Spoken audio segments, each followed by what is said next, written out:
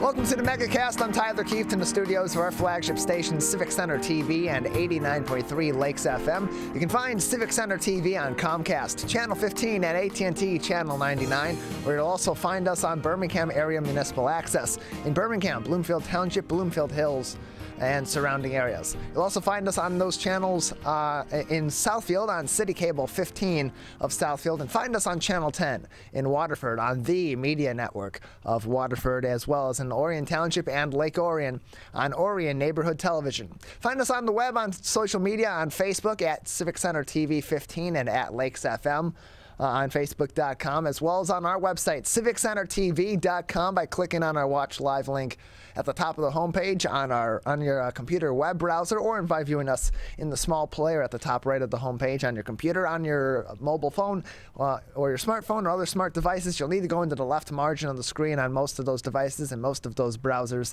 As you'll be on our mobile website, go into the left margin, click the drop-down menu, and the second from the bottom will be Watch Live. Click on that. There you go. You'll be at our live player and be able to watch our live shows 10 a.m. to 12 noon for the Megacast, as well as all of our other regular programming on civiccentertv.com, 24 hours a day, 7 days a week, here in Greater West Bloomfield and all around the world on our website. You can also find us all around the world on My Michigan TV or MyMy. Visit mymytv.com to learn more information about our show, about all their other original programming and imported content, as well as where you can download their smart TV and their smartphone apps for free and subscribe for free content from Michigan creators all about the state of Michigan.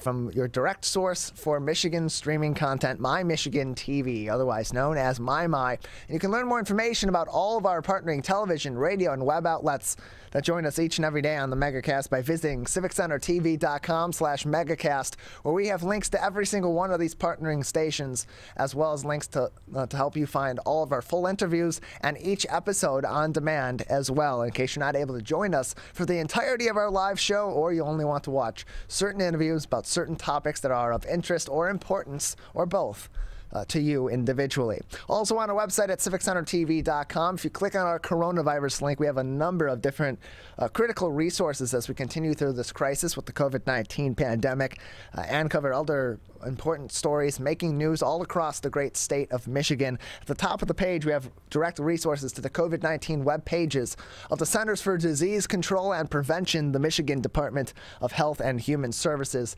and the Oakland County Health Division. Lots of great information over there. If you're beginning to do your, quote-unquote, do your own research, or if you're trying to gather more information or stay up to date on the ever-changing information related to COVID-19 in our local area and all across the state of Michigan and around the U.S., this is a good place to start. Start with the CDC. Start with the MDHHS at the state level. Start with the Oakland County Health Division at the local level as we originate our broadcast here in Oakland County. To learn more information about COVID-19, about the spread of COVID-19, about the variants, especially the Omicron variant that's currently going around and is continuing to take its toll on not only Oakland County and the state of Michigan, but the entire U.S. and the world. The Delta variant also still out there. Learn more information about the spread of both of those variants of COVID-19, as well as information on precautionary measures you can take at work, out in the community, at home, and other social situations as well, to keep yourself and others safe from the spread of COVID-19, as well as information on vaccinations and booster shots. All of those resources found on our website, civiccentertv.com/coronavirus, so you can go straight to those critical resources from these experts on the front lines without having to dig through all the weeds of the internet and deal with all that misinformation and disinformation that's out there from resources that frankly don't know squat about what they're talking about on these topics. These people are doctors, they are researchers, they have been studying this kind of information since the beginning of this pandemic on the COVID-19 front, and on similar information for many, many years, and that's why you want to start from those reliable resources before you branch out otherwise, and so you can cross-reference information you find in other places where you may be doing research or learning more about COVID-19. as we continue with this pandemic. Also on our website, civiccentertv.com/coronavirus, we scour journalistic outlets from all across the state of Michigan, from journalists who are doing great reporting, keeping you up to date, not only on the ongoing crisis with COVID-19, but also other top stories that are affecting Michigan across the board. And our top story today on the national level and on the local level from the Associated Press via the Detroit News. The website for free COVID-19 tests is here. How does it work? Under criticism after weeks of shortages, President Biden's administration is working to make COVID-19 rapid test kits more available and accessible to Americans by boosting supply and lowering costs. A new federal website to request free test kits officially launched on launches today, but was available to use yesterday, with the first shipments going out to Americans by the end of the month. In addition, most Americans are now eligible to get reimbursed for those tests that they purchase via their insurance, in some cases, and others as well. Key details about the programs, and these are all also posted on our website on civiccentertv.com/coronavirus. Free tests can be ordered at one of two places, either covidtests.gov, covidtests.gov, or usps.com/covidtest. That's the website of the United States Postal Service, where you get your mail, and they'll have a specific COVID-19 test website there to pick up your tests. That's usps.com/covidtest. Again, both of those links on our website, civiccentertv.com/coronavirus. The first tests will ship by the end of this month. The White House says, quote, tests will typically ship between 7 and 12 days of ordering, in closed quote, through the U.S. Postal Service, or the USPS, which reports that shipping times of 1 to 3 days for first-class package services in the continental United States. Shipments to Alaska, Hawaii, Army Post Office, APO, Fleet Post Office, FPO, and diplomatic post offices, or DPOs, addresses will be sent through priority mail. Importantly, given the shipping and processing time, Americans will need to request the tests well before they meet federal guidelines for requiring a test. Does this website work? The White House emphasized the website was in, quote, beta testing, in closed quote, when it made tests available for ordering for the first time yesterday. At points, more than 750,000 people were accessing the website at the same time, according to public government tracking data, but it was not immediately known how many orders were placed. When should I test? The Centers for Disease Control and Prevention recommends at-home testing when people experience COVID-19 symptoms, including fever, cough, sore throat, respiratory symptoms, and muscle aches 5 days after a potential COVID-19 exposure, or as part of a test-to-stay protocol in schools and workplaces, and so on. The Omicron variant, how it differs from a cold or a flu. There's also additional materials in this article from the Associated Press via the Detroit Free Press on that. How many tests can you order from this website? Another great question. It says, to promote broad access, shipments from covidtests.gov will initially be limited to 4 rapid tests per residential address. That's not per person. That is per address. If you're living in a residence with a family of 4, you get 1 test per person, theoretically, in that case. Would be your allotment of 4 per household at this time. That is subject to change, but no matter the number of occupants in the residence, only 4 rapid tests will be allowed to be shipped to any residential address in particular. Is there another way to get a test kit for free? Starting January 15th, private insurers have been required to cover the cost of up to 8 at-home tests per month per insured person under a new Biden administration rule. People have the option of buying tests at a store or online, then seeking reimbursement from their health insurance provider. Insurers are being incentivized to work with pharmacies and retailers to develop plans to cover the costs with no out-of-pocket costs to customers, but these programs will not immediately be widespread. How will you be reimbursed? The Biden administration says the procedures will differ from insurer to insurer, and it is encouraging Americans to save receipts from rapid test purchases for later reimbursements and to reach out to their insurance providers individually for more information. What are the other testing options, the Biden administration is emphasizing that the website is just one of many tools for Americans to access COVID-19 testing. Millions of free tests are available at participating pharmacy locations, community health centers, and at the FEMA-backed sites in some parts of the country experiencing a surge in cases. One of the many places you can get more information on our website about COVID-19 testing is at civiccentertv.com/coronavirus by going to the top of the page and clicking on the Oakland County link here in the local area, and then scrolling down to their vaccine hub and to around their testing information as well, so you can get more information across the board on all of that. That full article from the Detroit News, originally written by the Associated Free Press, on our website at civiccentertv.com/coronavirus. Also making headlines, Michigan Attorney General Dana Nessel says she may charge fake GOP electors if the feds do not. This is from Bridge, Michigan. The Attorney General said on Tuesday her office has enough evidence to bring charges against 16 Republicans who submitted a certificate falsely claiming Donald Trump had won Michigan's electoral votes in 2020. But the first-term Democrat told reporters her office referred the case on Thursday of last week to the U.S. Attorney for the Western District of Michigan, Andrew B. Burge, because federal officials are, quote-unquote, better suited to prosecute those individuals.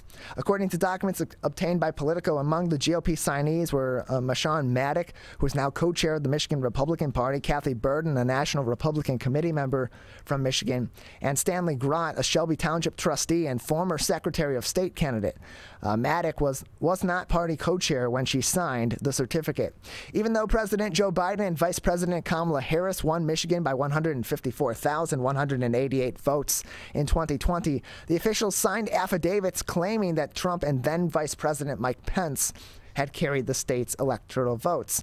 The certificate was transmitted by Burden to the President of the U.S. Senate and other officials in an effort to thwart Biden's victory, said Dana Nessel. Quote, obviously this is part of a much bigger conspiracy to, quote-unquote, overthrow the U.S. government, Nessel said on Thursday of last week on The Rachel Maddow Show on MSNBC. Records obtained by D.C.-based advocacy nonprofit American Oversight, the certificates of 7 states followed a similar template. A spokesperson for the Michigan Republican Party did not respond to multiple requests for comment from Bridge. Both Grott and Burden didn't immediately respond to separate requests for comments either. Dana Nessel said her office might still move forward with bringing charges later if the federal government does not prosecute these 16 individuals. She mentioned the possibility of charges such as forgery of a public record and election law forgery, which could carry prison sentences of up to 14 years in prison. That full article from Bridge, Michigan on our website, civiccentertv.com/coronavirus. Lastly, making headlines, good news over in Oxford. The final victim of the Oxford shooting, the final Oxford shooting survivor has returned home to continue their recovery. Kylie Osage, the longest hospitalized victim of the November 30th shooting at Oxford High School, has been back home for the past week, her family said. Osage's family provided an update on Sunday on her GoFundMe page, which is linked in this article, which has raised about $139,000 of the $150,000 it seeks to aid in her recovery. Osage, who is 17 years old, was shot in the chest during the tragedy at Oxford High School. Quote, after 1 week at home, we are adjusting, and closed quote. The January 16th update reads, continuing, quote, Kylie began outpatient physical and occupational therapy. The therapists have welcomed her and have been so kind. We are seeking to establish our new routine. Despite the cold on Saturday, Kylie, quote, felt able to make the trip to the farm to see Blaze, a horse, and closed quote.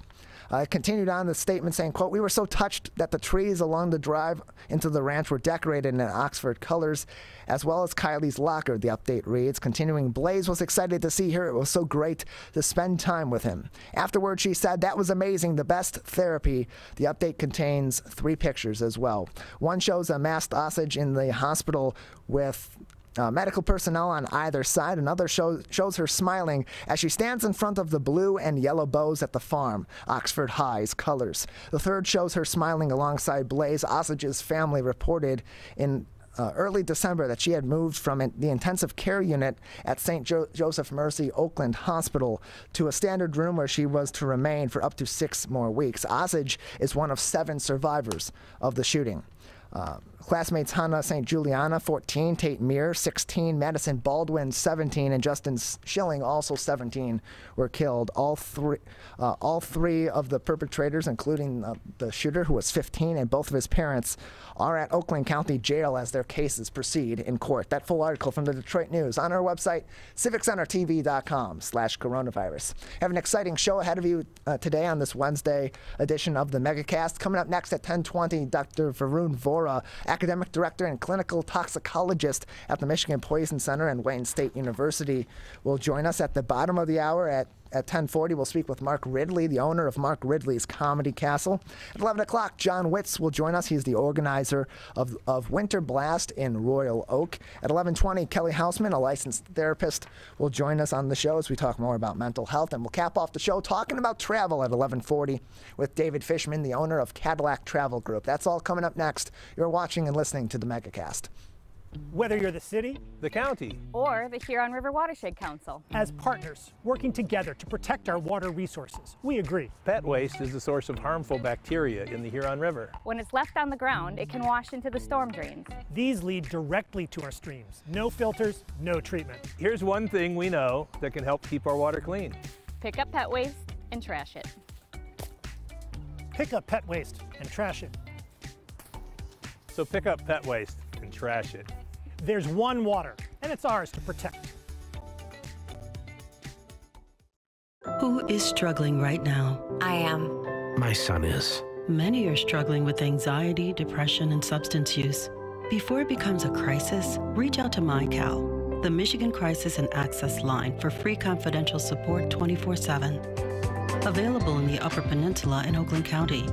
Just call or text 1-844-44-MyCal or chat online at michigan.gov/MyCal. A message from the Michigan Department of Health and Human Services.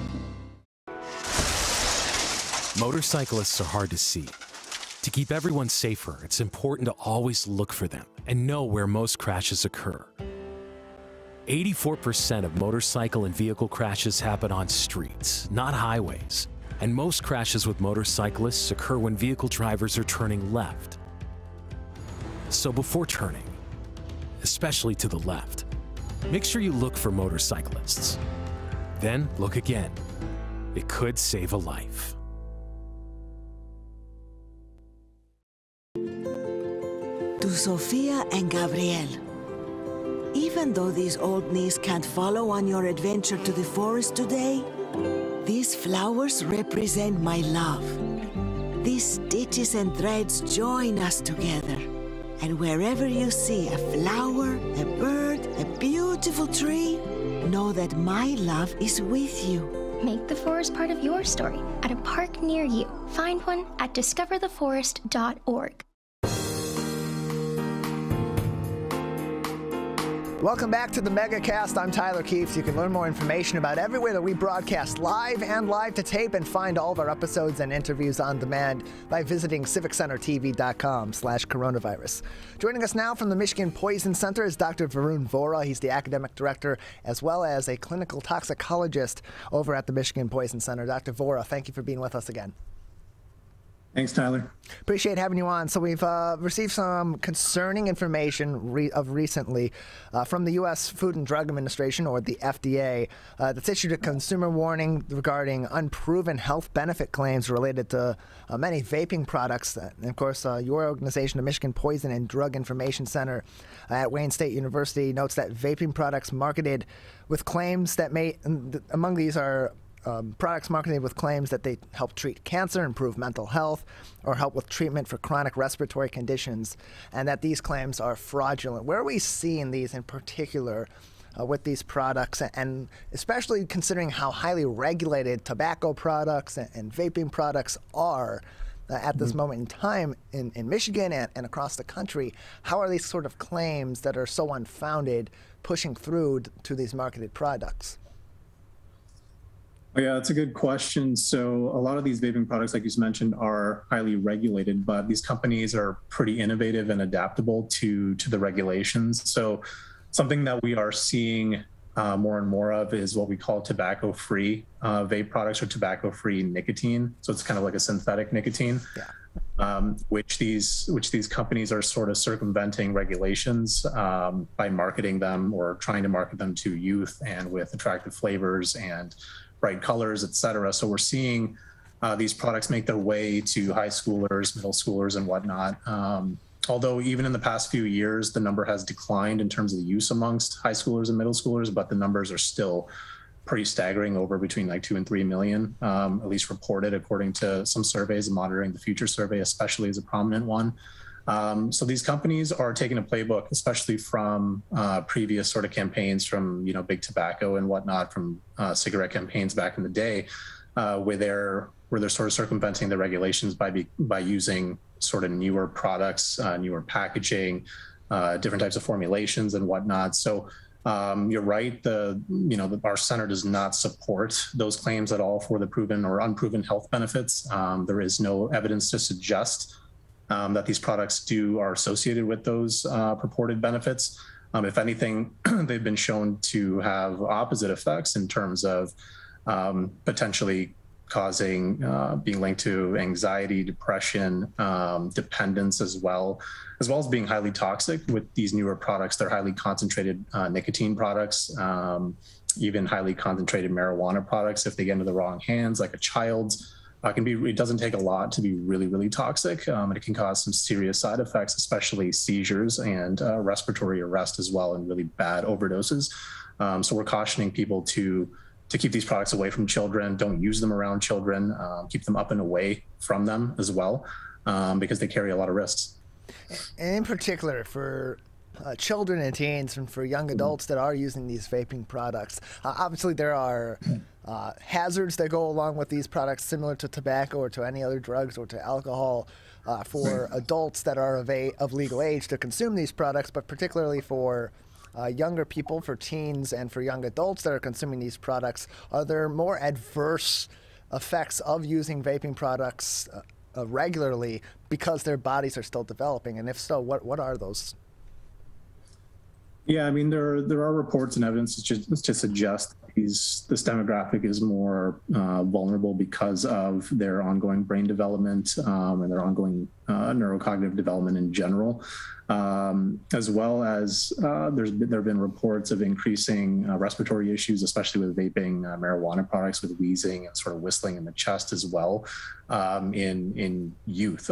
So there are potential adverse effects. They've been highly documented. We recommend their use in adults who are of age, who are using it responsibly as well. And we're trying, there's been the federal push as well as the state push to prohibit marketing towards minors as well. And that's going to continue to be a big issue and initiative going forward in helping to mitigate the effects on the young population. We're joined by Dr. Varun Vohra, the academic director and a clinical toxicologist at the Michigan Poison Center over at Wayne State University, joining us on the Megacast. And Dr. Vohra, in addition to the growing concerns with vaping products, there's the continuing concerns with opioid use and opioid misuse. And typically when we are thinking about who is misusing these drugs or who ends up abusing these drugs or becoming addicted to opiates later on in their usage, we tend to think of younger people, but there's been a recent uptick, or recent numbers and statistics have shown that those age 55 and older are becoming more susceptible to this misuse or are more regularly misusing these drugs. Can you give us a little bit of insight on how prevalent of a problem this has become amongst older Americans, and what may be some of the rationale behind why the medical community may believe that is becoming so much more prevalent? I think, this might be conjecture. It's not validated by any evidence, but there is evidence to suggest that use and abuse and even overdoses are going up, and as a result of the COVID pandemic as well, and the psychosocial effects that the pandemic has had on people, whether it's been socially via employment or loss of employment, increasing rates of depression, anxiety. It's kind of a tenuous time right now. So we are seeing more overdoses, more ingestions, especially and sort of the extremes of age as well, sort of in younger children and older adults. So that is very salient. We do have resources at our center to help people with opioid or substance use disorder. So please contact us at 1-800-222-1222. We can link you to a variety of different resources, and we have toxicologists on staff who actually are specialists in addiction medicine as well, who can help, who do a great job. So, and not only that, we can link you to resources with the state health as well at MDHHS, who also does a fantastic job at linking people to care that they need. We're joined by Dr. Varun Vohra from the Michigan Poison Center, joining us on the Megacast. And being now that we're into the thick of things in the winter months, another common hazard that creeps up and is preventable is carbon monoxide poisoning in the home. Can you talk a little bit about what can go wrong in our heating systems and other systems in the home, or other risk factors that may put carbon monoxide exposure at home or in other places at an increase during this time of the year? Yeah, absolutely. I mean, we're getting a lot of calls, as is expected during the winter months, regarding carbon monoxide exposures. So where it comes from, it's essentially the incomplete combustion, or when things don't fully burn, of carbon-based fuels. So things like charcoal, propane, natural gas, things of that nature. And the issue is that it is colorless and it's odorless, so it's not really detectable. That's why we advocate for people having functional carbon monoxide detectors on every floor of their home. Signs and symptoms to look out for: you can start getting headaches, you can get nausea, some diarrhea, you start getting tired, and some people with enough exposures, they actually pass out and lose consciousness. So that's a really serious event, and this can be vulnerable in populations like children, pregnant patients as well, elderly individuals. So in the event that you are potentially exposed or think you might be exposed, you want to make sure that you evacuate the premises immediately. Make sure that you ventilate the home as well, open doors, open windows. I know that sounds counterintuitive, especially in the winter months, but that'll help ventilate the space and prevent the concentration of the gas in that enclosed space. We also want to make sure that you're having your furnace and water heater inspected yearly, because a lot of times, when the power goes out and whatnot, people are running generators, and that can be a major issue and potential exposure risk to people, especially when they're using it in enclosed spaces or near the home. So we always advocate for people to use it well away from the home, at least 20 feet away. Don't use them in enclosed spaces. Same with kerosene space heaters as well. Try not to use them in enclosed spaces. A lot of times, especially this season with football season and whatnot, grilling is a big thing. And people like to do it in their garage. Obviously, they don't want to stand out in the cold and be grilling. So if you're going to be doing that, make sure that the garage doors are open. There's a ventilated space for the gas to escape. And it's the same principle applies to running a car. You don't want to run a car in a closed garage. You want to make sure that the space is ventilated, that the garage is open, the doors are open, to allow the gas to escape to mitigate any harmful effects. And typically in a home environment, when it comes to carbon monoxide poisoning, these symptoms that you discussed, are they typically more sudden onset at a certain exposure, or could these be more gradual and maybe go undetected by, for example, carbon monoxide alarms, as you said, that are not up to date or don't have proper batteries or are outdated altogether, or that simply are not detecting lower levels of carbon monoxide exposure? Yeah, it all depends on the nature of the exposure and the extent, right? So that's why we advocate for people to inspect their detectors regularly, make sure that they're functioning, that they have adequate battery support, and that they're on every floor. Depends on the concentration too. More highly concentrated exposures are going to have more severe effects, likely more sudden per se in terms of the severity of it. Whereas lower level exposures, you'll start to see sort of a gradual onset of that headache, sort of that feeling sort of dizzy, nauseous. You'll have maybe potentially some chest pain as well. With severe exposures, it can affect the heart.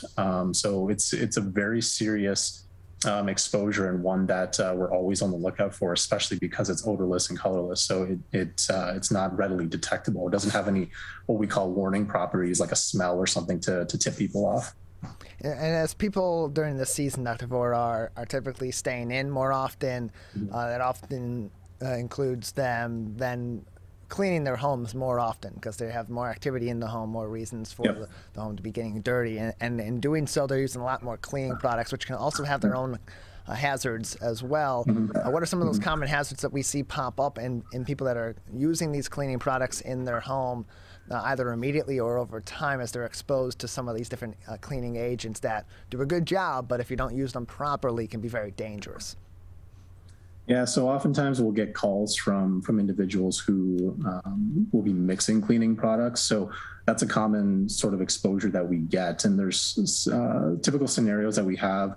So if they're in their bathroom and they're cleaning using bleach with something like ammonia, so that's going to create a compound called chloramine. So bleach is sodium hypochlorite.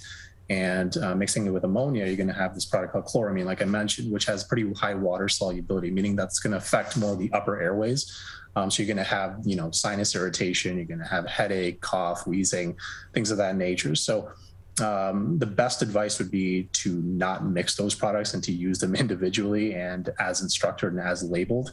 And in the event that there is an exposure and you happen to mix them, exit the restroom or the area where you are, ventilate the area as well, open the windows, and get out of that space for the time being. Other mixing products, which can potentially be a little more severe, is when people mix bleach with acid. So that's bleach with something like toilet bowl cleaner. So toilet bowl cleaner often has something like muriatic acid or hydrochloric acid. So the bleach plus the hydrochloric acid can create a plume of chlorine gas, which can get deeper sort of in the airways and travel further and cause some pretty severe effects. So if it's not treated adequately. So again, same principle applies. You want to evacuate the space, ventilate the area, do not mix these products. In the event that the symptoms still persist for any reason from either of those combinations, call us immediately at 1-800-222-1222, and we can direct you accordingly as to what to do on your next steps. We're joined by Dr. Varun Vohra from the Michigan Poison Center. He is their academic director as well as a clinical toxicologist over at the Michigan Poison Center at Wayne State University. Dr. Vohra, lastly, the Detroit News recently had a report talking about the prevalence of lead concerns all across the state of Michigan, particularly in water, as well as lead exposure in older homes, mostly those built before 1978, when, of course, lead paint and other products in the home were banned. How prevalent is the presence of lead in a lot of these older homes? And what would you suggest, or what would the Poison Center suggest for people to go about if they're living in an older home, testing or examining their home to ensure that either they don't have any of these lead products remaining in their home, or if they do, that they're able to pinpoint them and determine the safety or lack thereof of these products still being in their homes? Yeah, so like you mentioned, homes built pre-1978 when they were using sort of lead-based paint, those are the homes that we often worry about, where the paint chips could be coming off and flaking, and populations where we're really concerned are especially children, right? Because unlike adults, children actually absorb a higher percentage of lead in their growing bodies, and they have pretty severe potential effects on metabolism, their brain development, cognition, or behavioral issues going forward. So that's why we're really, really sensitive to mitigating those effects and the exposure risks. And lead can leach from old piping as well, and plumbing, solder as well, and homes with older infrastructure. So in that event, we recommend, there are environmental agencies, even the EPA, that can do environmental inspections of the home to make sure that the lead levels are below the acceptable limits or within acceptable limits. And, we have childhood lead prevention programs as well, where Poison Center is a good referral spot, especially in the Metro Detroit area, to call us, and we can set those kids up with the necessary care and screening that they need. And in the event that they have elevated lead levels, we connect them with the proper treatment, with the antidote treatment that they need, depending on the level of exposure. So please use us as a resource. We are an excellent resource to help connect people to that care that they need. So again, 1-800-222-1222, and follow us on social media as well as our website as well to get more information on the health effects of lead exposure. We're joined by Dr. Varun Vohra. He is the academic director and a clinical toxicologist at the Michigan Poison Center. You can learn more information by visiting their website at poison.med.wane.edu or by calling 1-800-222-1222, especially if you believe that you have an exposure in your home. Again, that phone number, 1-800-222-1222. Dr. Vohra, just another couple minutes with you. Anything else at this time that would be important for our audience to be keeping in mind in their home or in other areas of life that may be common hazards at this moment in time or in this part of the season, or any other information that's important from the Michigan Poison Center for our audience to be aware of at this time? Yeah, I think there are a couple things, the ongoing sort of exposures to hand sanitizers, especially to young kids. I know, with the COVID pandemic, people are more focused and aware of hand hygiene. So keeping those products away and out of the reach of children, and using them responsibly, because there has been an uptick in national increases in pediatric exposures to these hand sanitizers. There have also been products out there with hand sanitizers containing toxic alcohols like methanol, which are not supposed to be in hand sanitizers above a certain limit per se. And those can be really, really dangerous and deadly. So the FDA does have a list. If you look at FDA do not use hand sanitizer list, it produces a list of brands of hand sanitizers that you should not use because they've been associated with the presence of things like methanol. And in the same segue, toxic alcohols, methanol and ethylene glycol, they're frequently found in windshield washer fluids like methanol and ethylene glycols and antifreeze or radiator antifreeze. These things are found in the garage. These things can be highly, highly toxic. Methanol can lead to seizures, to blindness as well. They both can potentially lead to death and organ damage. Ethylene glycol can lead to kidney damage. Ethylene glycol is very sweet tasting, so it can potentially attract, and they're colorful products as well, so they can attract demographics like children. So please keep these products away out of the reach of children in a locked cabinet in the garage. They're highly toxic, highly dangerous. And we get a lot of these calls, especially this time of year when people are using these kinds of products. Well, Dr. Vohra, thank you very much for joining us. Appreciate your time and your insight on a number of different issues that are of concern to the Michigan Poison Center. Thanks, Tyler. Appreciate it. Again, you can learn more information by visiting poison.med.wane.edu or by calling 1-800-222-1222. We're going to take a break. On the other side, we'll be joined by Mark Ridley, the owner of Mark Ridley's Comedy Castle, to talk about upcoming shows over there at his location in Royal Oak, as well as the life and the memory of Bob Saget, who recently passed. That's all coming up next. You're watching and listening to the Megacast. 72.7% of high school students get less than the recommended 7 to 9 hours of sleep a night. This can cause pain, obesity, and can very negatively affect your mental health. When you have a consistent 7 to 9 hours of sleep every day, you get sick less often, lose more weight, and have better relationships with those around you. For more information about the dangers of sleep deprivation, go to sleepfoundation.org. This message is brought to you by the WBHS Digital Media Arts Program and 89.3 Lakes FM. Can I ask you a question? Why did you get your kids vaccinated? It was hard for them to social distance, to be isolated from their friends. I want them to get back to school and sports games. So as a pediatrician, I recommend the vaccine to everyone I know. The boys lost a former teammate and classmate who was only 20 years old. It's been a devastating year. We want to get back to normalcy. Our daughter is really looking forward to being with her friends, being a kid. It's the Great Lakes water, and so what people do ends up in our waterways. Flushable wipes are just evil. They should be thrown away. They're impossible to destroy, and they can cause significant problems. One of the main things when you're cooking is to not dump fats, oils, and greases down your drains. They stick to the sides of pipes, they stick to everything they come in contact with. Don't put it down the sink. There's one water, and it's ours to protect.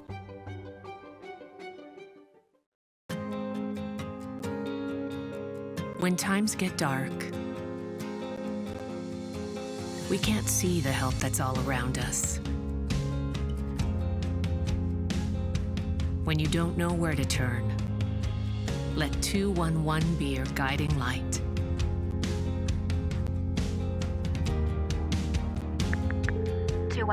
How can I help you? Our guides are ready to connect you with the help you need.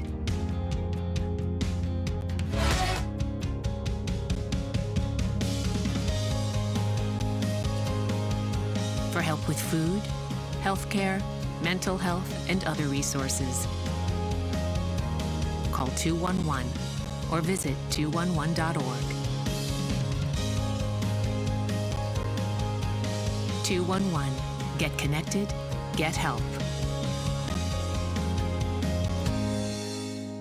We may come from different organizations, but we work together to protect the Huron River for everyone. Neighborhood storm drains carry water directly to local creeks and streams.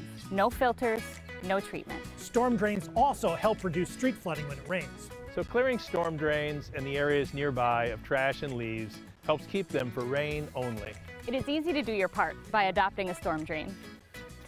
Find a storm drain, check it, and clear it every month. So keep storm drains for rain only. There's one water, and it's ours to protect.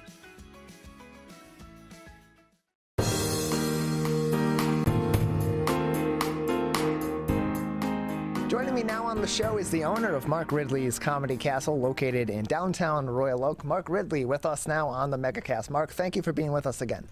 You're welcome. Thank you, Tyler. Appreciate it. So it's been a little while since we've last had you on the show. Definitely a lot has changed on the COVID-19 front. Since then, a lot more things have opened back up. There's been more regular shows across all entertainment, including in our comedy clubs across the state of Michigan. Of course, now dealing with the Omicron variant kind of changes the situation a little bit. How have things been lately for you and your business over there at Mark Ridley's Comedy Castle, and how have things maybe changed, or how are you planning to maybe modify things with the latest surge that's been had in the COVID-19 front? Well, I can say for the most part, it's been very, very good. Just looking, like last night, we had the Detroit to LA comedy finals, and 340 people showed up for that to watch the show. This week, I have TJ Miller from a lot of movies in HBO's Silicon Valley, and all those shows are sold out. So, people are coming in, and a lot of them are still wearing masks. We have every intention of remaining open, and as long as people do their best to, protect themselves. I mean, it's really what it comes down to. We're doing everything we can at the venue, but we ask that the customers do what they can to make sure they're protected. On the business front, being back open in a more regular fashion, being able to have comedians locally and across the country that you recruit come in and do shows in the club. How has that changed? How has that helped your business make a comeback from the financial woes of the earlier portions of the pandemic where clubs were closed? Some of the shows, if they were being done, they were being done virtually, but they were few and far between. Well, yeah, we still have ways to go.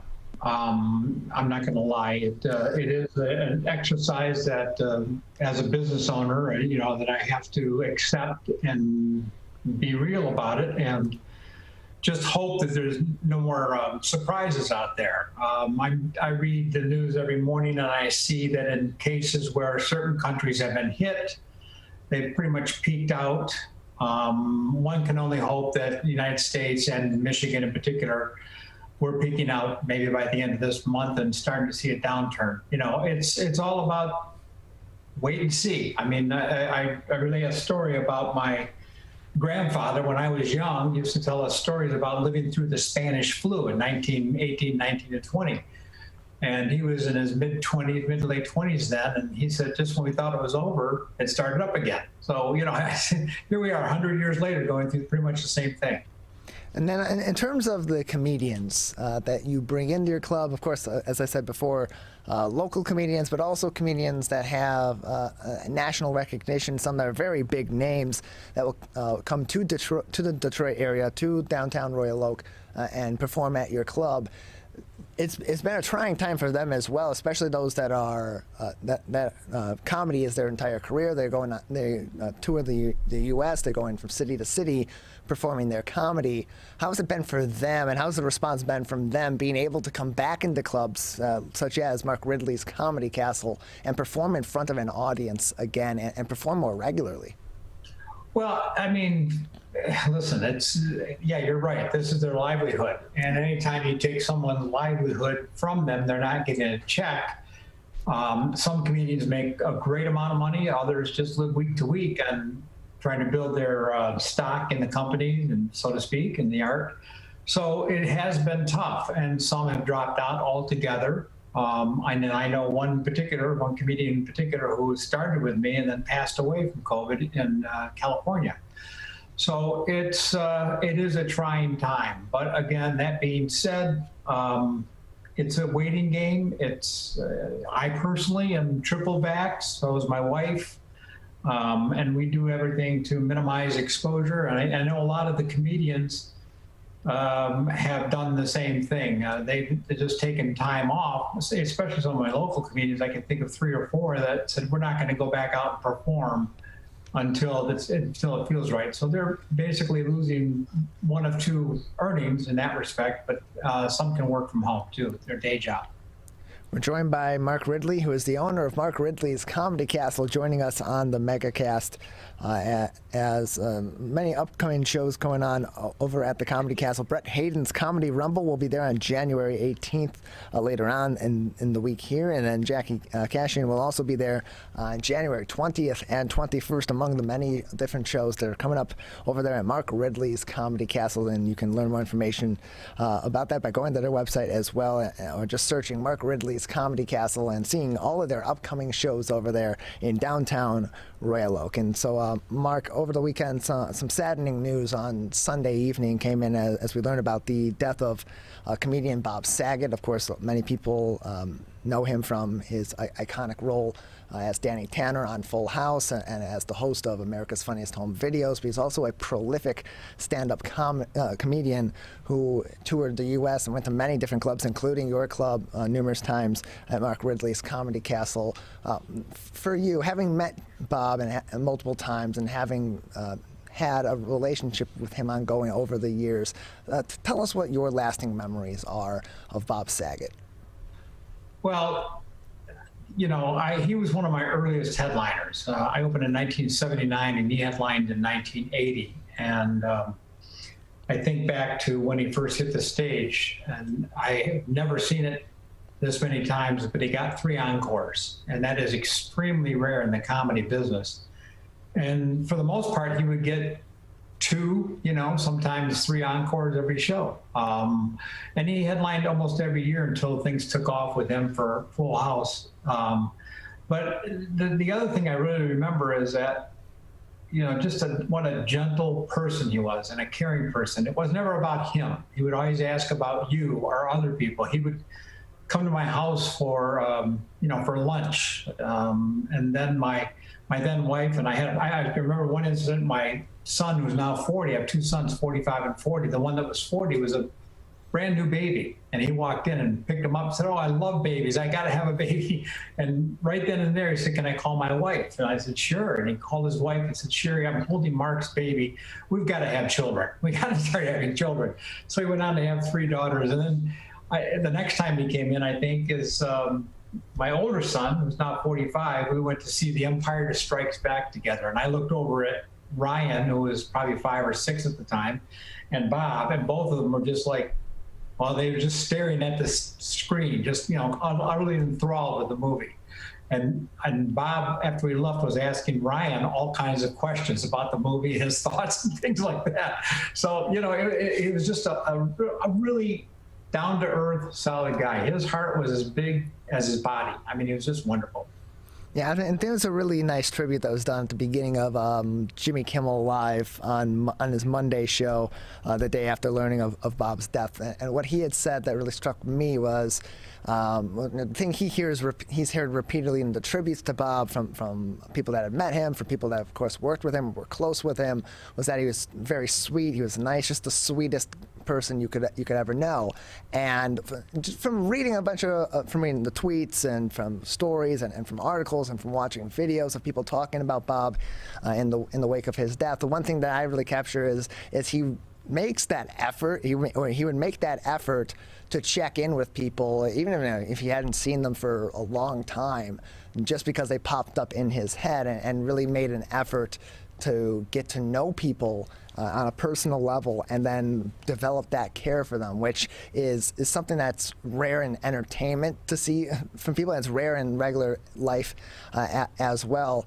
How did that help to inform the way that he went about his performance as well, especially from being a comedian, with that being so interactive with an audience? Do you think that that helped Bob, just that caring nature of his, become such a prolific comedian that he was? Yes, because he genuinely wanted to make people laugh. He cared about the art of comedy, and I say the art, it is an art. It's like music or any other art form. And again, I saw him pre-Full House and America's Funniest Home Videos, and then years later, I'm talking maybe 6, 7, 8 years ago, he was performing at the Royal Oak Theater, and he called me. I happened to be at the club, and he said, "Are you going to be there for a while?" I said, "Well, yeah, what's up?" He goes, "I just want to stop by and say hi." And it had been probably 20 years since I'd seen him. So he came over, he asked about my sons, who he remembered, and he asked about the club, how everything was going. It wasn't about, like, I'm doing this, because I already knew how well he was doing. But he just wanted to check in with me, and he gave me just the biggest hug. And that was one of the things I think a lot of people remember, is Bob was a big, tall, lanky guy, but a proficient hugger. He just loved to hug people. I checked in with Dave Coulier when I heard about the news, and I texted him that night, and I didn't want to call him because they were just so close. And the next morning I received a text at just how heartbroken. He said, "Mark, it's going to take a while to process this, and I'll call you when I'm in a better place." But he's just absolutely heartbroken. And, I think that the people that went to see him, you could be sitting in the front row, or you could be sitting in the back of the theater or the club, and everybody felt like Bob was talking to them. That's what was really cool about his act. He would look people down front, look towards the back, ask about the people in the back. And, you could just really tell that he cared. Yeah, and he took that as the biggest point of pride, it seems, from the stories that I've heard and from what I've read, and all the things that are online, the tributes to Bob Saget, is that he really took to heart that interactive nature of comedy, and really just the interactive nature of being alive. And he enjoyed that. That's where he got the pride from and the joy from. And like you said, it definitely helped with his act, with his comedy, because it's so interactive and it engages the audience. For other comedians that are coming up, and from you having experienced what made Bob so special on a human level and what made Bob so special as a comedian, what can people that maybe are interested in comedy as a hobby, as a career, or those that are already in the business, what can they learn, whether they're in comedy or even in another form of entertainment, not only about being an entertainer, but about being a person in entertainment, from the life and the legacy of Bob Saget? Well, I think that one of the biggest things is, just no matter who you meet, just be nice to them, because, one day's assistant might be the next day's boss. Bob's early manager was a gentleman by the name of Brad Gray, and Brad managed Bob, Gary Shandling, Dave Coulier. Well, Brad was a night manager at a bar in Buffalo when they had a comedy night, and that's when he decided he wanted to go. And I'm talking 1980, maybe 1979. He decided he wanted to go in the entertainment business. Well, that being said, Brad moved up in the world, became partners in a management company in Los Angeles, and eventually became the president of Paramount Pictures.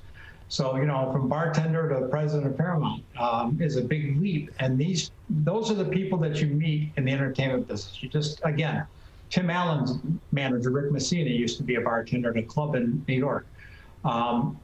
These are all really good businessmen, and a lot of people would not give them a second look.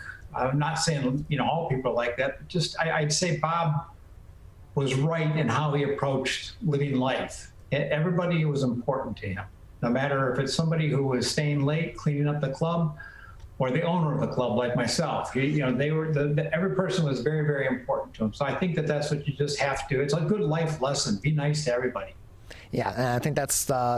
I think that definitely is the lesson that is being taken away from all the discussions on his life and on his legacy in his 65 years that he was with us here on Earth. So, Mark, thank you very much for joining us. I want to give you another couple of minutes before we say goodbye to let us know if anything else that is upcoming here in the near future over at Mark Ridley's Comedy Castle, or anything else that you'd like to say about Bob Saget.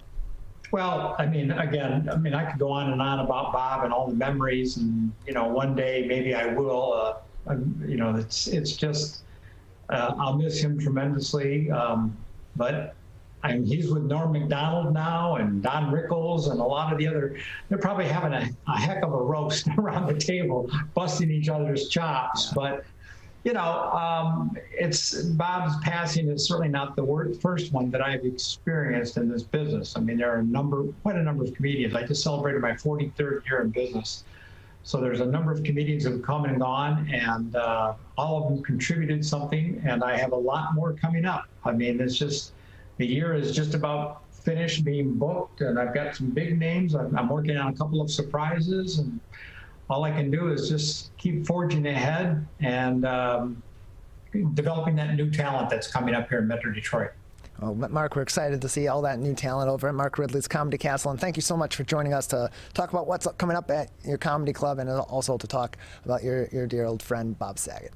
Thank you very much, Todd. If you are struggling to afford your internet bills during the pandemic, there's a temporary government program that may be able to help. It's called the Emergency Broadband Benefit, and it provides up to a $50 monthly discount on your broadband bill to qualifying households. Find more information about the program, including if you qualify and how to enroll, at fcc.gov/broadbandbenefit, or call toll-free at 833-511-0311. A public service announcement from 89.3 Lakes FM.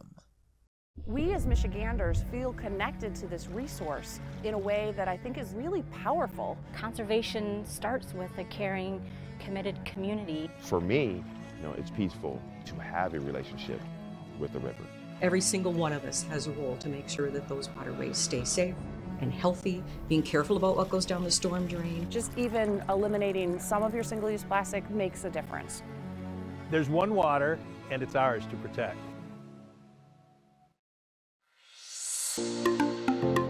Did you know that nearly 3.31 million Americans don't get their annual checkup? Going to the doctor regularly is extremely important and is a crucial factor in maintaining good health. Make sure you are visiting your local doctor often and telling them about any health concerns you have. For more information, contact your local healthcare provider. This message is brought to you by WBHS Digital Media Arts Program and 89.3 Lakes FM.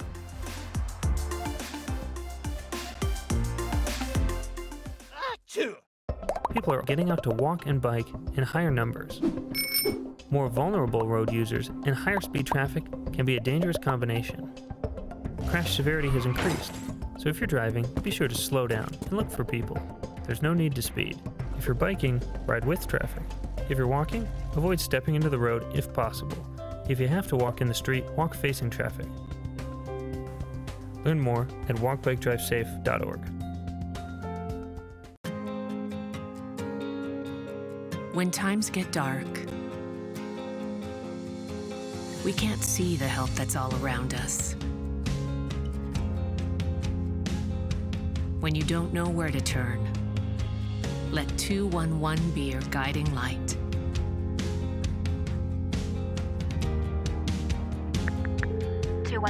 How can I help you? Our guides are ready to connect you with the help you need.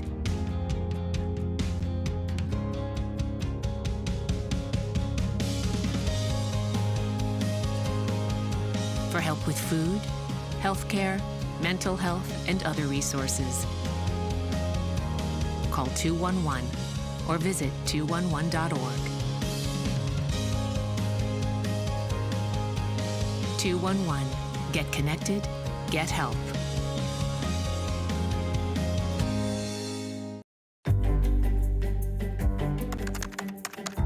Parents do a lot of worrying.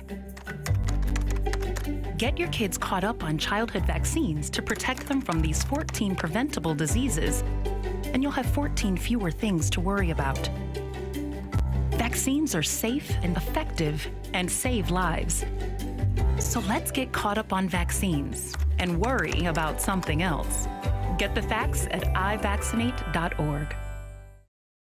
We may come from different organizations, but we work together to protect the Huron River for everyone. Most of the pollution that goes into our rivers is carried by rainwater that flows off of roads, parking lots, and rooftops. The leaves and bark of a single tree can retain a surprising amount of rainwater. Depending on its size and species, it could be 100 gallons or more. It is estimated that an urban forest can reduce annual runoff by up to 7%. Here's one thing that we know can help keep our water clean.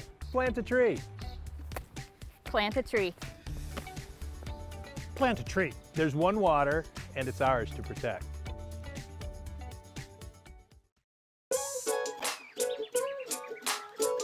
One of the things you can look for in your friends is a change in behavior. These can be big changes, they can be small changes in mood, physical appearance. They may be sleeping less or sleeping more, drinking more, or their eating patterns may be different. One big change that can be pretty obvious is change in motivation. Do they no longer want to play basketball? Do they no longer want to play video games? Now that we're spending more time online and in virtual settings, it's really important to pay attention to the language that your friend is using and the words they're using to communicate. So when we text our friends, are they taking longer amounts of time to respond? Are they not responding at all? You don't have to be an expert to try to recognize these signs. The second that you feel it in your gut and that you're concerned, that's the second to have the conversation and open the door to what might be going on.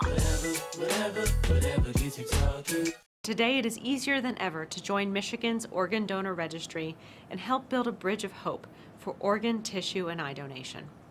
Just one person can potentially save or help improve the lives of up to 75 people.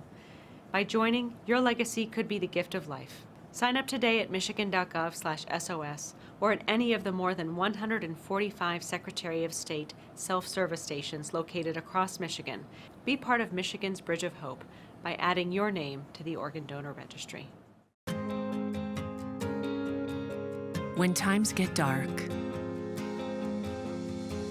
we can't see the help that's all around us. When you don't know where to turn, let 211 be your guiding light.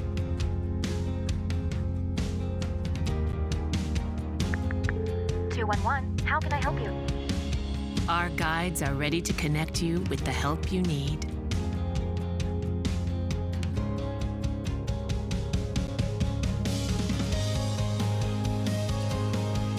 For help with food, healthcare, mental health, and other resources. Call 211 or visit 211.org. 211. Get connected, get help. You're listening to your radio homes for the Megacast 89.3 WBLD Orchard Lake and 88.1 WBFH Bloomfield Hills. The Megacast will return with the second hour of its program today in just a couple of minutes after this break. If you are struggling to afford your internet bills during the pandemic, there's a temporary government program that may be able to help. It's called the Emergency Broadband Benefit, and it provides up to a $50 monthly discount on your broadband bill to qualifying households. Find more information about the program, including if you qualify and how to enroll, at fcc.gov/broadbandbenefit or call toll-free at 833-511-0311. A public service announcement from 89.3 Lakes FM.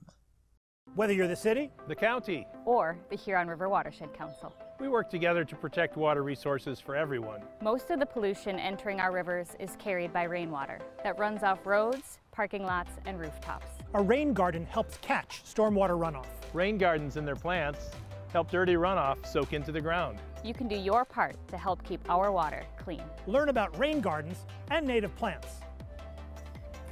So consider a rain garden in your home landscaping. Catch the runoff with a rain garden. There's one water, and it's ours to protect. I I couldn't breathe at all. There was lots of talk about putting me on a ventilator. I thought I was gonna die. I was 39 weeks pregnant and had a scheduled C-section. During that time, I got COVID and was hospitalized for a month. I had a blood clot in my lungs. It caused me to go into right-sided heart failure. I was really scared. I kept texting my husband and my mom, telling them how scared I was, and I was worried that he was gonna grow up without a mom.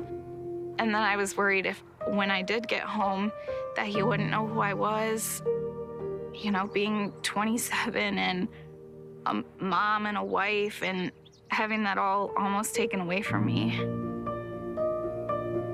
It's scary, and if a vaccine can prevent that from happening, why not? Get your vaccine. I don't want this to happen to anybody else.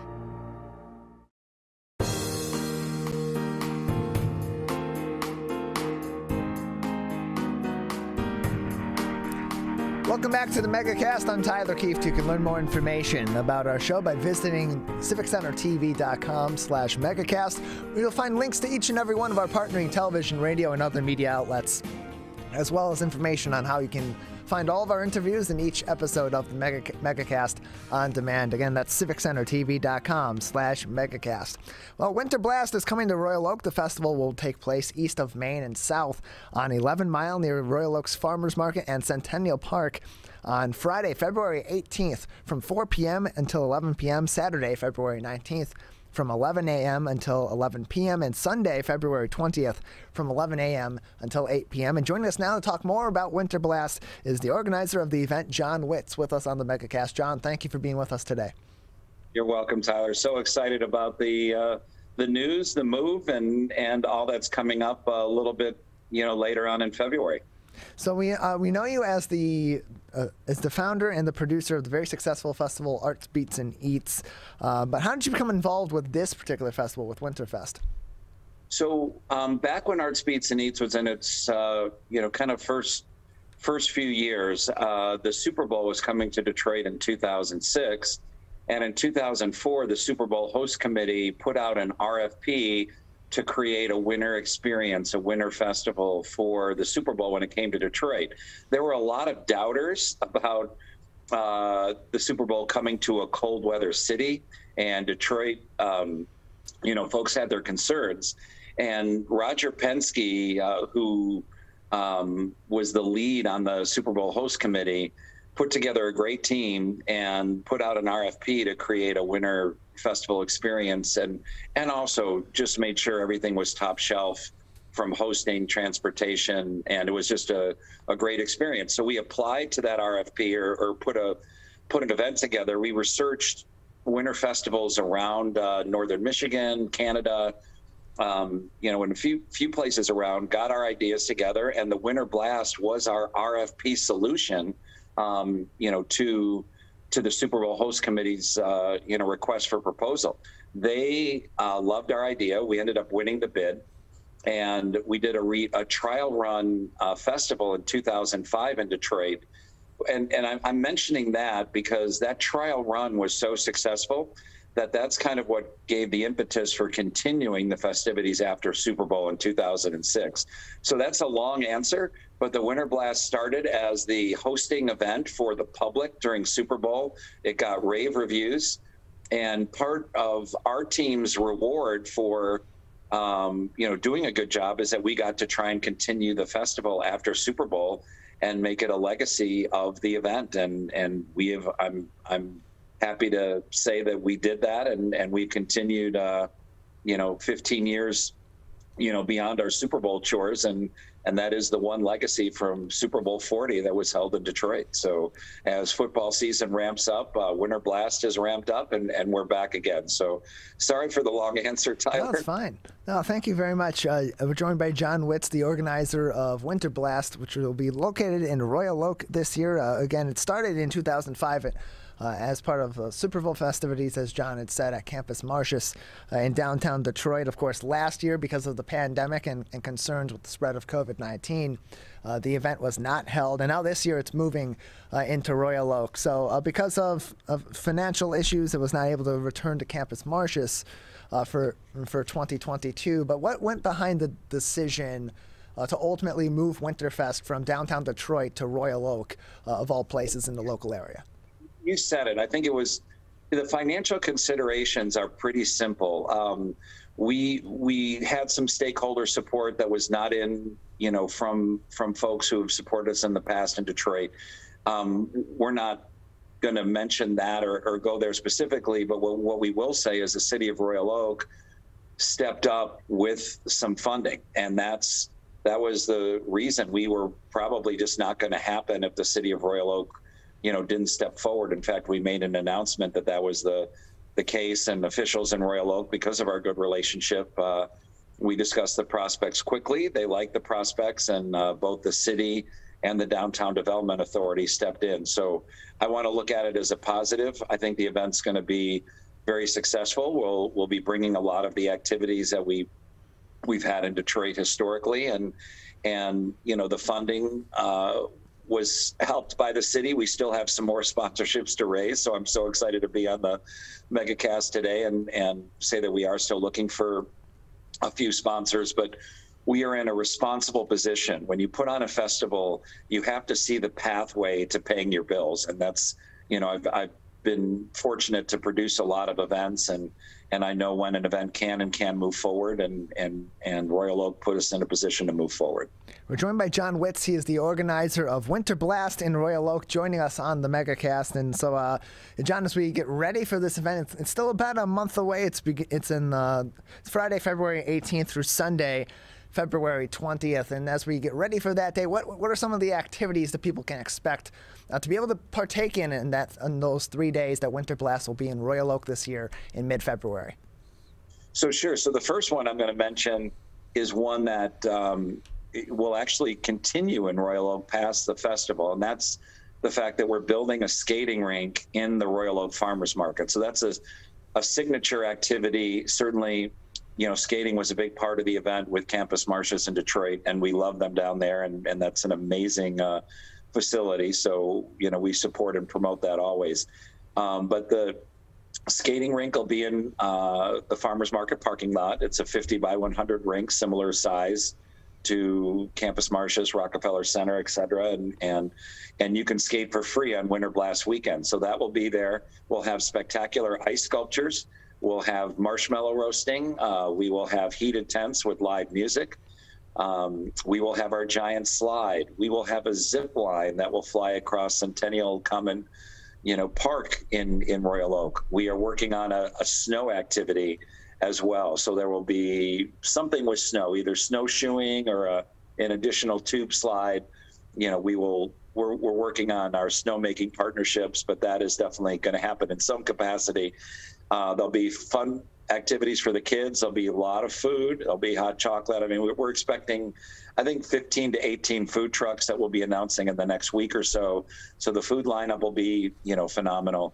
And the thing I mentioned about the skating rink is that will actually stay in Royal Oak through mid-March. I think it'll be the 12th of March. So we'll have a few weekends and weeks of skating after. I think if you're going to build a rink like that, you might as well make it available for the public for more than 3 days. And maybe you'll see next year a little news break on the Megacast is you might see that skating rink run for 3 months in the city of Royal Oak. It may move to the park itself. So I think putting a skating rink out gives the city a chance to see, what it will look like and experience, and have residents and the region be able to enjoy Royal Oak for skating, dining, and entertainment. Yeah, another great place for entertainment outside of just a single 3-day event like Winter Blast will be in mid-February. And so exciting news. We'll definitely keep up on that as we approach next winter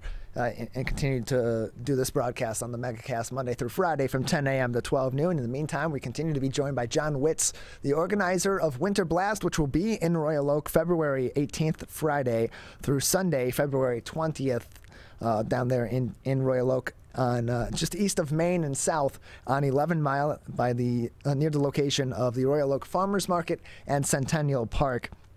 And so, of course, as I mentioned previously, last year's event was postponed. It was canceled because of COVID-19 and concerns there in the first round of issues with the pandemic. However, in this year it is back, but we are currently experiencing a surge in COVID-19. Actually, is what moved the winter blast in Royal Oak back 2 weeks, in fact. So what considerations are being taken into effect, given that it is outside, but we are still experiencing a surge in COVID-19 cases and with growing and continuing concerns with the Omicron variant? Yeah, I think anyone can attest these are really, tricky times. I think people look at where we're at in society in different places, in different ways rather, which, makes it, from our perspective, makes it a challenge on how to, produce this event. So what we're trying to do is focus on messaging, focus on making sure that people know they have choices, making sure that, the areas that we are only concerned with are our heated tents. I think they're similar to a restaurant or a gym or things that are still functioning that I've seen or attended, or the mall. I think we want to educate people that, we feel you're safe outdoors and to enjoy those activities. And encourage people to do the right things inside the tents. If you are not vaccinated, probably not a good place, and we'll mention that, or you should wear a mask, or you should wear a mask anyway.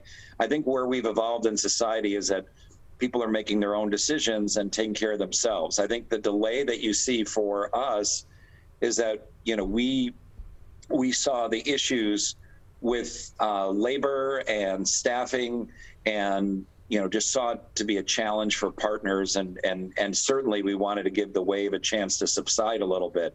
We don't know if that's going to be the case, but we do feel like we're going to be in a better position to host the event and staff the event. And, it's a tricky thing. So I'm not sure how I'm answering your question with some very tricky circumstances. But what I will say is we'll be promoting vaccinations. We'll be promoting options for people. We'll be making them aware of risks, and people will have to make their own decisions. But we are definitely moving forward on February 18th through 20th. So you're welcome to ask a follow-up if you feel, it's great to try and answer that question, Tyler. But I think maybe you would admit that even that what you see in society, there are a lot of different messages and philosophies on what things mean right now. Yeah, a lot of variables that are in place, a lot of decisions that ultimately individuals have to be able to make. And the positive in here is that in this situation is that this event is entirely outdoors, which does help aid in prevention of the spread of COVID-19. 85 to 90% of our space is outdoors. We do have those tents. So, and sure. I just think people who are concerned, who have health issues, who are unvaccinated, I think that's the tent areas where you get heat and there'll be people gathering to listen to music. I think those are the areas that people should be cautious with. Yeah, precautions are in place, and precautions are also suggested as well for individuals that are going into those kinds of situations. It's all things that people have to be considering before they do anything in the current times that we're in due to COVID-19. We're joined by Jon Witz, organizer of Winter Blast in Royal Oak. John, just another couple minutes with you as we are a little bit over time. Anything else that people should be keeping in consideration for a Winter Blast, or where they can get more information on this upcoming event in February in Royal Oak? So one thing I wanted to mention is that there's a vote taking place at the DDA today about adding in a retail program like we had at Arts, Beats, and Eats. I think it's very likely that will pass, and you will see, just monitor our website. We will probably be handing out $10 of free shopping to local businesses. So we are going to be supporting local businesses in Royal Oak. I would just say that the value of this festival is incredible. The admission is free. The parking is free for the first 2 hours in parking decks. You will get a $10 voucher to shop in downtown Royal Oak, and everything is pretty low cost. So, I mean, you have your food truck costs, your marshmallow kits are $6. The giant slide only costs $3. The entertainment is free.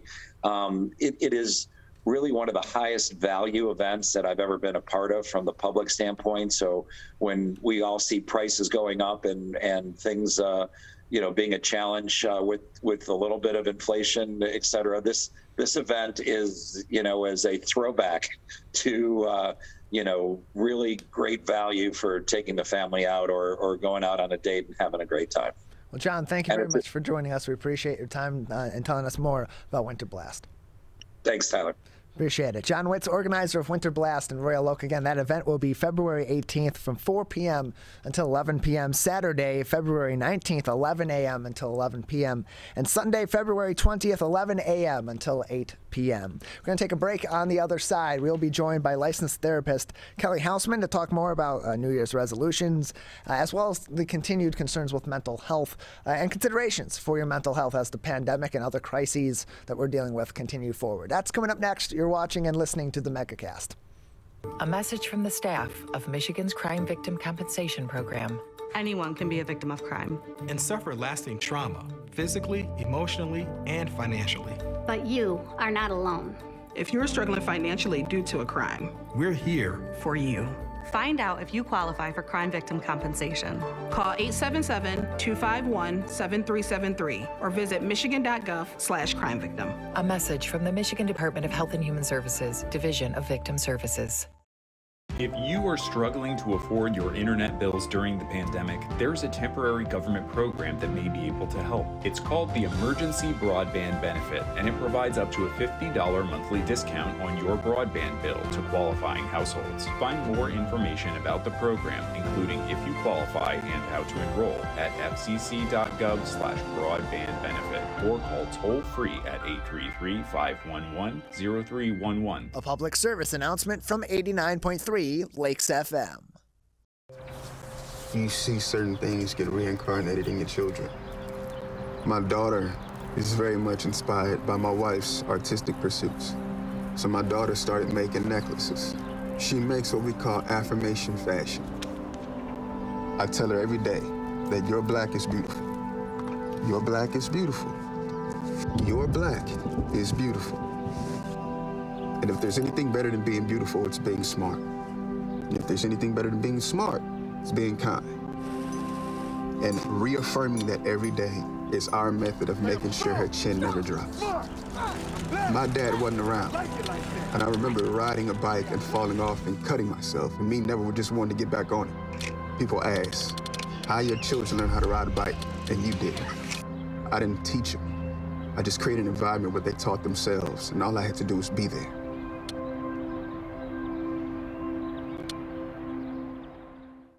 Whether you're the city, the county, or the Huron River Watershed Council. As partners, working together to protect our water resources, we agree. Pet waste is the source of harmful bacteria in the Huron River. When it's left on the ground, it can wash into the storm drains. These lead directly to our streams. No filters, no treatment. Here's one thing we know that can help keep our water clean. Pick up pet waste and trash it. Pick up pet waste and trash it. So pick up pet waste and trash it. There's one water, and it's ours to protect.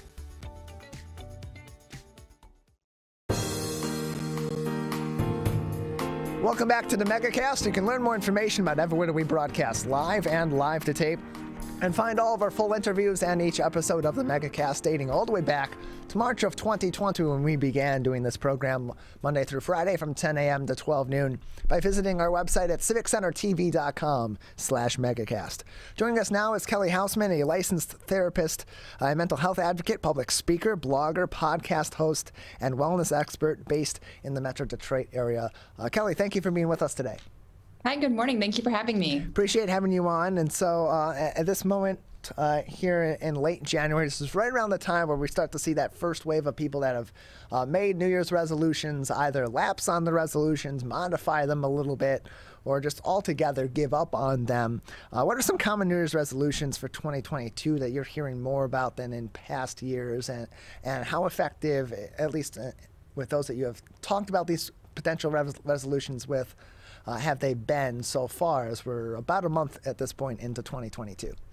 Sure. If living through a pandemic has taught us anything, it's absolutely the importance that we place on health and how valuable it is. So lots of health, whether it's losing weight, eating healthier, getting more sleep, that's probably the number one thing that's been coming up in my practice is things that we can all do to make ourselves just overall wellness a little bit better this year. And so, Kelly, we've spoken to other people that are mental health advocates and work in the mental health space and in that area of the industry about the differences between making this big resolution, this broad goal, versus a series of smaller goals that you are pursuing over time that ultimately are leading to that collective. Which strategy do you suggest as being or do you find in your practice and in your experience with clients as being more effective, not only in fulfilling that desired outcome that people are seeking, but also in maintaining momentum and maintaining confidence that that goal is attainable?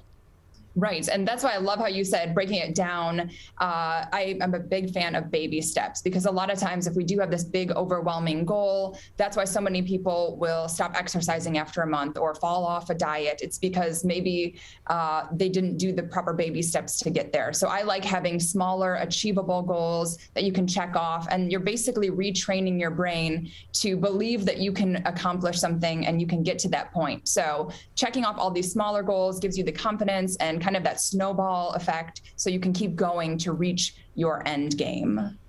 And in many cases, if people are setting a goal, that accountability or on their goal or on their New Year's resolution, whatever the case may be, ultimately them pursuing that with full confidence and with the full fervor that really needs to go into accomplishing anything in life. It all comes down to personal accountability, and in some cases that accountability can wane over time because other things happen, other things pop up in life that either are higher priority or can detract from pursuing that goal. So how can people promise or make that promise in committing their goal, or better commit to achieving their goal as we continue through 2022, or as many people are struggling with their early 2022 goals or their resolutions? Sure. And I love huge goals. I want to see people make huge changes in life.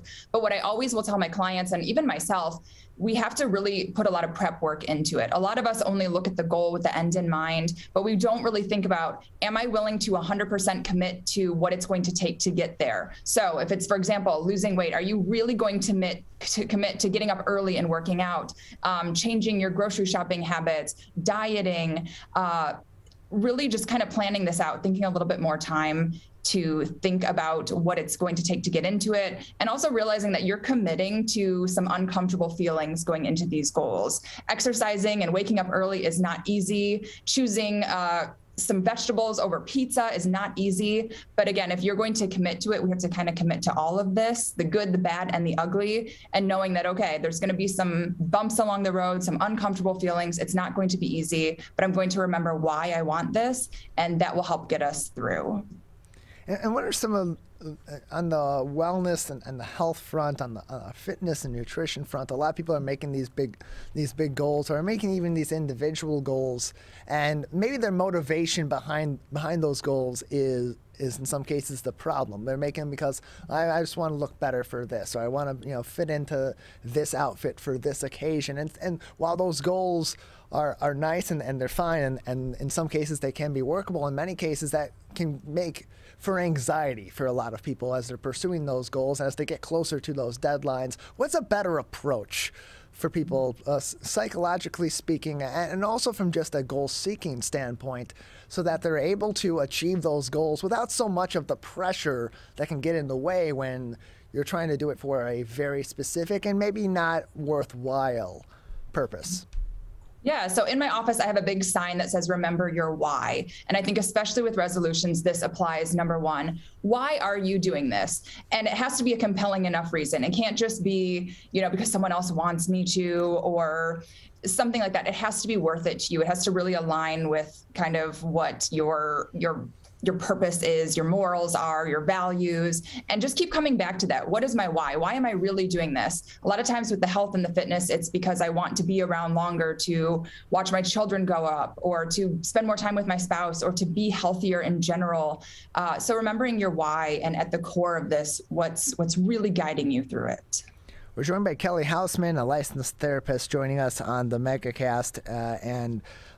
I've heard a lot also about vision boards in recent years. That people will put together boards with some examples of their goals, some examples of their dreams going forward, things they want to accomplish or eventually get to, and that can maybe provide some additional motivation for them to ultimately achieve those goals. For those that are not familiar, and not entirely familiar, what is a vision board? What typically goes into them? And then can you explain how effective is a tool like this for people to have a reminder of those goals and to continue to focus on those specific goals that they want to accomplish in life? Sure. So vision boards are typically poster-sized representations of, it can be pictures of things that you hope to have in your life one day. It can be material things. A lot of people put cars or homes or vacations that they dream of. It can be phrases or sayings that really mean a lot to you. But basically, it's a visual representation of all of the things that you really want out of your life and all of your goals. And interestingly enough, visualization and putting things out of your brain, and whether it's writing it down or putting it into a vision board, can be so effective. They've actually done studies with athletes that show that even visualizing them going through their practice or through their routines can be almost as effective as doing it themselves. So there is huge power in putting things out there and visualizing and having your goal reminded every day and looking at something that you really want. It's a great way to visually motivate yourself too.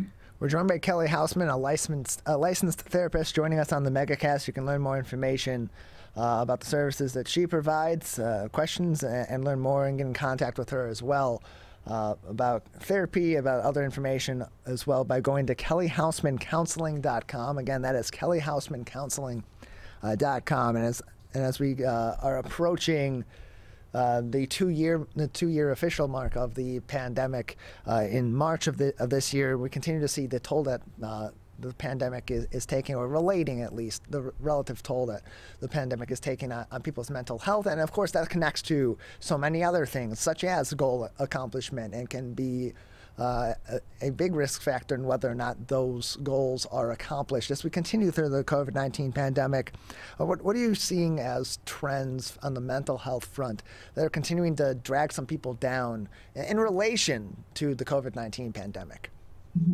Sure. I have never been more busy in my practice than I have been the last 2 years. If that tells you anything about the state of mental health, it's just tough. I think, 2 years into this, we are craving that normalcy. And the hardest part for people is just not knowing what's next. And especially for people with anxiety, we like to control things. So not being able to plan ahead is the hardest thing. And people are still struggling. It's really difficult, especially when you don't know what's coming the next day. So lots of anxiety, depression coming up, insecurity, actually a lot of relationship issues too. We still have a lot of people working from home, spending a lot more time with their partner than they typically would. So people are still trying to figure this out, even though we are going to be going into the third year of this. It's still really hard for, I would say, all of us. I don't know if anyone really knows what's going on. It's just tough for everyone right now. And then Kelly, on that front, if people are recognizing that their mental health has taken a toll as a result of the pandemic, or even if the circumstances of the pandemic in relation to other factors in their life have made them realize they need to work at their mental health and improving their mental health, and they want to take that first step, what are some considerations people should be making as they're seeking a therapist, or seeking counseling, and then as they initialize their therapy? Sure. I think there's a big misconception with therapy that something has to be wrong with you to go to it. Sure. But I believe that every single person can benefit from therapy. There's always something, whether it's how you're coping with the pandemic, childhood issues, planning for the future, relationships. Most of the clients that I see, we talk about kind of everyday problems that a lot of people have that we don't realize, like, oh, I don't realize there's others struggling with this. So therapy is just a great way to talk about, and again, get that stuff out of your head and into the universe. It's such a great way to talk things through. And again, it doesn't have to be something wrong with you. It can truly be just wanting to plan out and live a better life for yourself and chat with someone about it, get another perspective. Kelly, just another couple minutes with you before we'll say goodbye today. Anything else at this time that would be important for our audience to keep in consideration as their goal setting or on the mental health front as it relates to COVID-19 or in a general sense? Sure. So we are kind of at peak level for seasonal depression right now, too, especially living in a northern climate like Michigan. It's gray most of the winter. So seasonal depression has come up quite a bit, especially with the post-holiday blues. That's a big thing, too. So if you've noticed that kind of your energy's low, your appetite's changing, you don't have the same desire to do things, that can all be signs of seasonal depression. And there's some great ways to kind of cope with that. One of my favorite things is they actually make lamps for seasonal depression. Those can be huge. You plug them in, you sit in front of them for 10, 20, whatever it is. And that can be a game changer, especially for someone who lives in a dark climate. And also kind of just getting your vitamin D levels checked, exercising more, talking to a therapist about it. This is a big time of year where people will seek therapy because, again, we are after the holidays.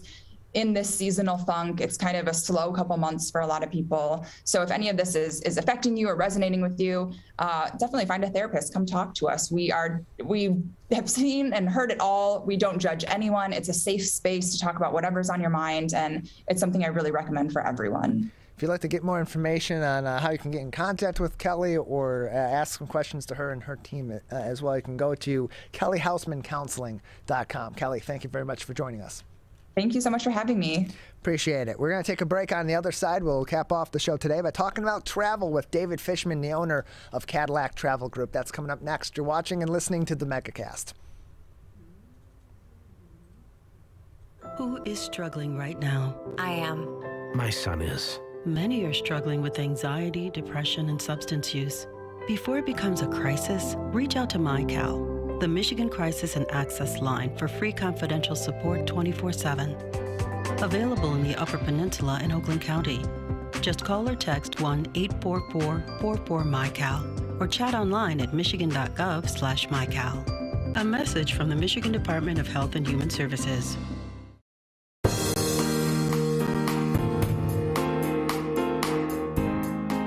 Joining us now is the owner of Cadillac Travel Group, David Fishman, with us on the Megacast as people are continuing to travel despite the pandemic, but the pandemic having an impact continuously on travel as well. David, thank you for joining us.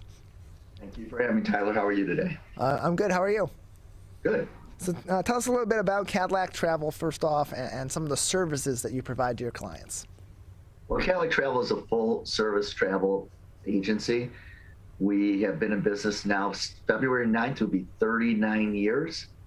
We have over 400 years of travel destination knowledge in our office, so we pretty much have been to or seen everything in the world in every type of travel situation. So when you get to travel, you have an advocate with you to help you plan, to help you while you're there, and help you if you have problems along the way, and fix things when you get home. So it's good to always have a travel professional with you. And so pre-pandemic, what were the benefits of having a representative from an organization like yours helping assist with your travel plans and the execution of your travel? And how has that become more important during the pandemic, especially now with all the cases that we're having and all the complications that's causing, particularly for those that are traveling by flight? Well, prior to the pandemic, it was always good still to have to work with a travel professional, because when you go online or you do it yourself, you just don't have anyone there to help you if you have any problems or situations. And a lot of times you have to email people to get answers. But during pandemics or during crisis situations when you can't get hold of an airline, you can't get hold of a hotel or cruise line, and you need help, we're there 24/7, 365 days a year, and we answer the phone immediately. And so you have someone there to talk to that's going to help you through all these situations. Now with the pandemic, it is even more important to work with the travel professional because there's just too many changes, new restrictions, constant movement. It's like the weather in Michigan. I always tell people, wait 5 minutes, you know, it's going to change. So it used to just be that way with pricing for airline tickets, but now it's that way almost for everything. So you really need to have someone that knows what the rules are going to be, help you understand what you need to do and where you're going, where you can go, and then make sure you're protected with travel insurance and what's covered in the travel insurance. So it's become even more imperative to work with a travel professional. I wouldn't do it on my own right now at all.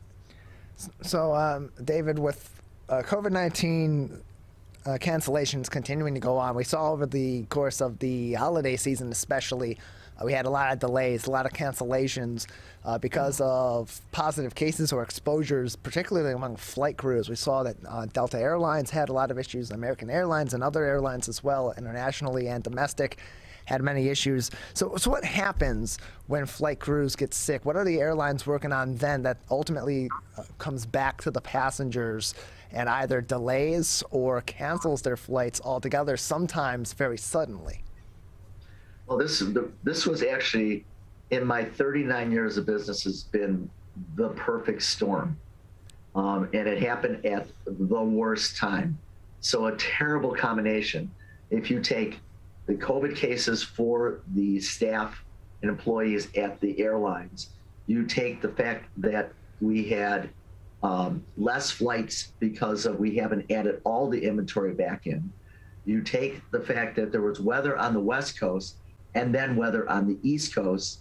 And then the last piece of the puzzle is that when they try and add more flights and trying to help people get back from where they were or get to where they want to go, eventually those healthy crews will time out because there's only so much time they're allowed to fly before they have to have a break.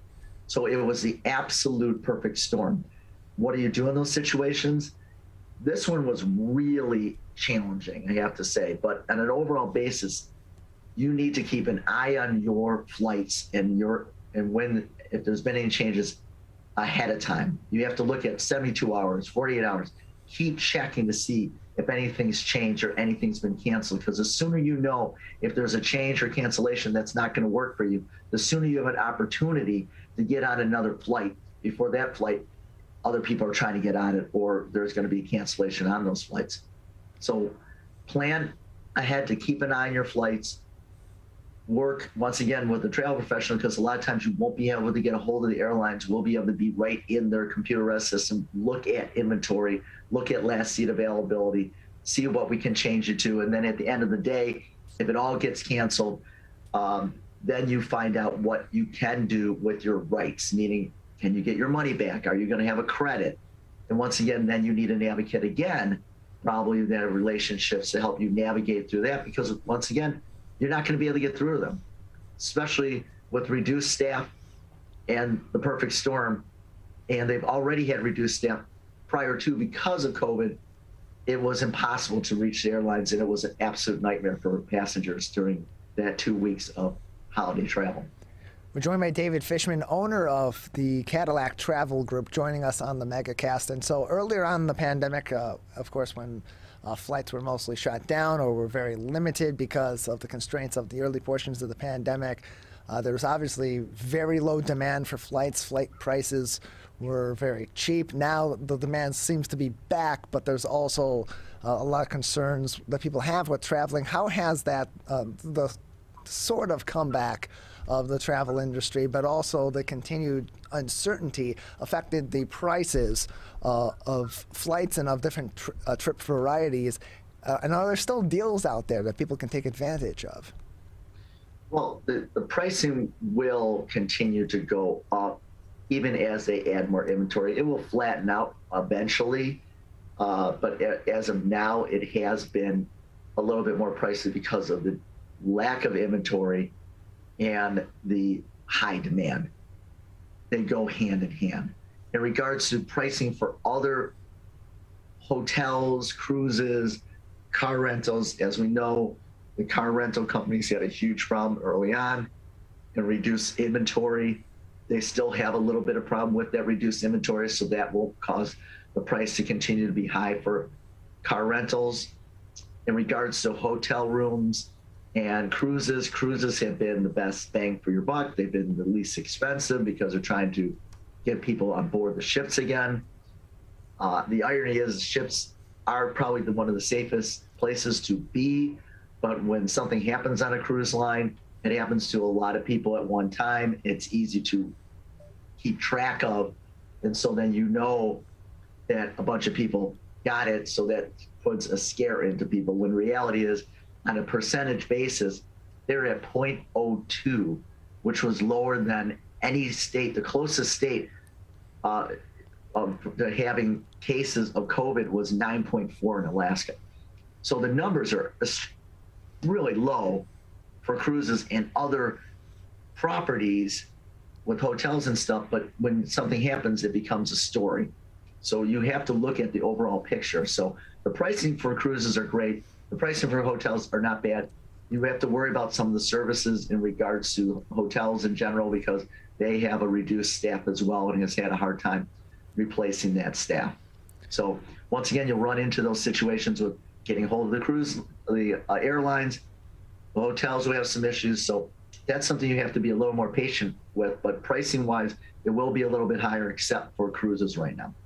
We're joined by David Fishman, owner of Cadillac Travel Group, on the Megacast. David, a lot of people traveling domestically, the rules in place for vaccination and for other precautions are mostly uniform with some different specifics place to place. But for those traveling internationally, where there are a bevy of different rules or different sets of rules, that opens up, when there's a lot of new information, that opens up a greater possibility for scams. What should people be keeping aware of as they're planning to travel or they are traveling internationally at this time or in the near future to avoid falling victim to some of these scams that are now more commonly popping up? Well, I think it's one of the most important things that you need to do right now with any of your travel is insure it.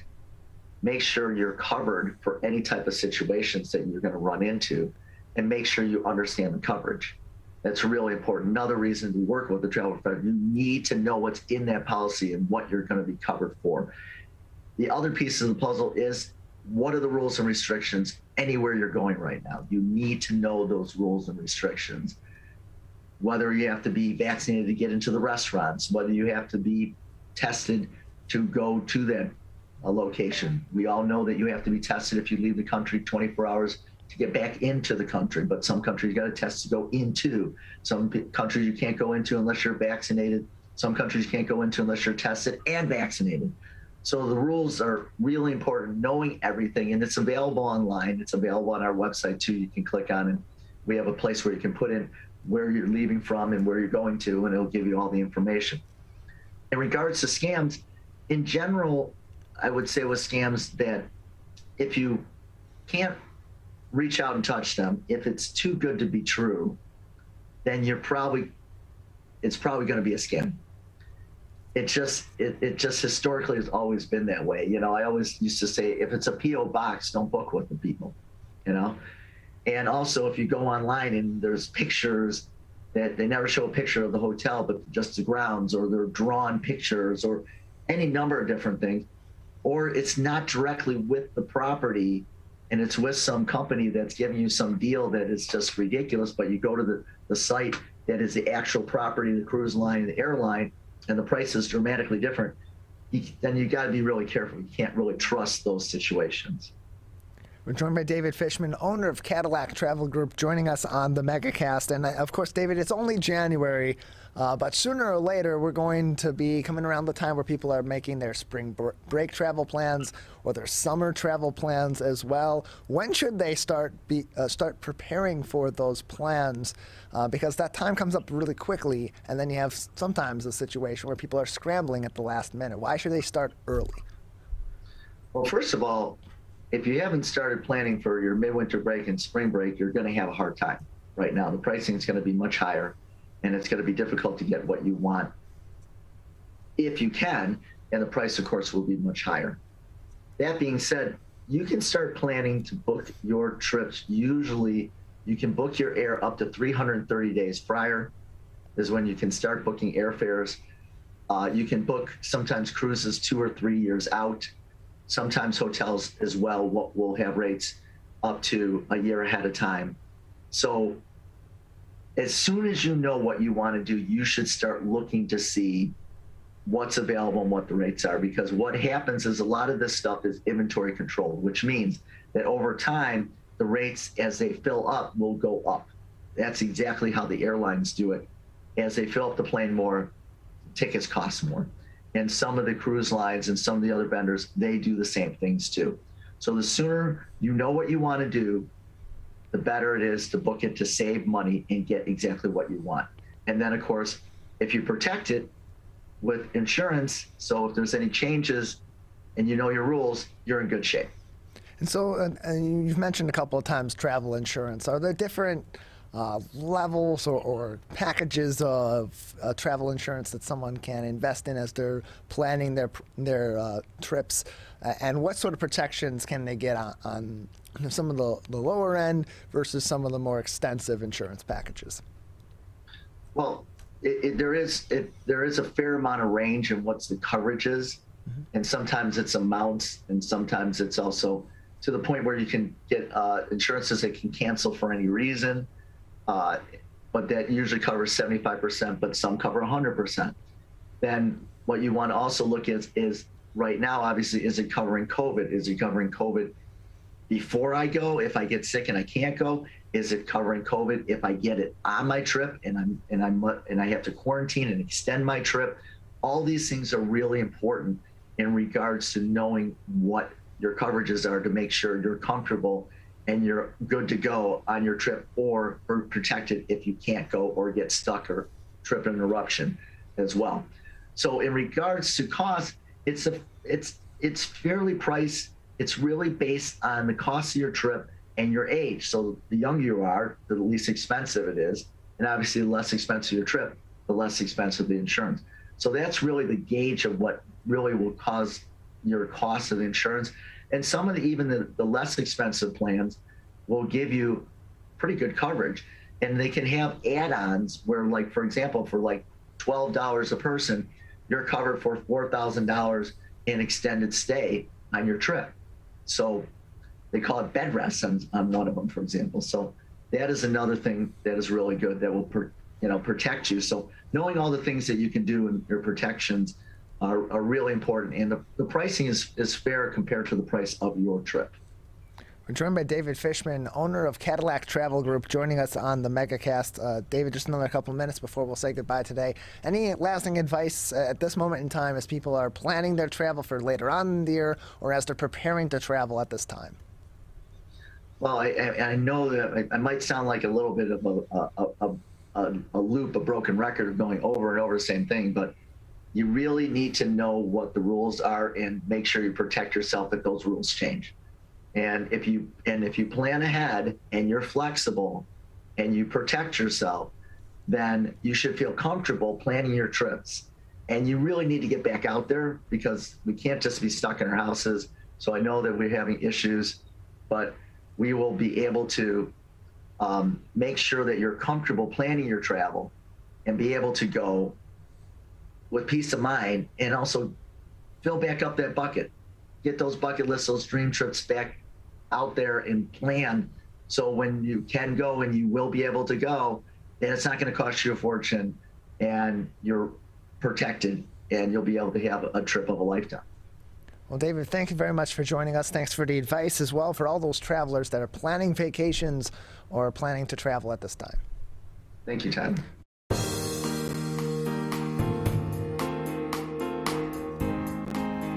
And thank you to David as well for joining us and giving us some insight into how the continuing COVID-19 pandemic, and especially the Omicron variant, is impacting our travel industry domestically here in the U.S. and international travel as well in multiple different forms. Big thank you to David Fishman, as well as Kelly Houseman, licensed therapist, for joining us on the show. Jon Witz, the organizer of the Winter Blast in Royal Oak. Mark Ridley, owner of Mark Ridley's Comedy Castle, as well as Dr. Varun Vohra, the academic director and clinical toxicologist over at the Michigan Poison Center at Wayne State University. Big thank you to all of them. You can view all of their interviews later on this afternoon when they're posted on our website at civiccentertv.com/megacast, which is also where you can go to find more information about all of the television, radio, and web outlets that join us on the Megacast network of stations each and every day, live from 10 a.m. to 12 noon, as well as live to tape in the afternoons and the evenings, and of course on demand 24 hours a day, 7 days a week on civiccentertv.com. Big thank you to all of them for joining us on the show. Again, I want to give you more information on COVID-19 as well by suggesting you go to our COVID-19 webpage, civiccentertv.com/coronavirus, where we direct you to links from the CDC, the MDHHS, and the Oakland County Health Division, so you can stay up to date on information about COVID-19 spread in our community, precautions you can take, and of course both vaccinations and boosters should you decide to get them. Big thank you to our crew, our technical director Calvin Brown, with me here in the studios for our entire 2-hour show each and every day. The king of television himself, Larry Nyland, our producer, getting all of our guests booked and ready for the show and helping us get ready as well. Jared Clark, our Zoom producer over at the offices of My Michigan TV, and Maddie Mushkin out at Master Control, getting us on and off the air. On My Michigan TV, Steve Leto Live is coming up next, and on the rest of our network, we'll be back tomorrow morning at 10 a.m.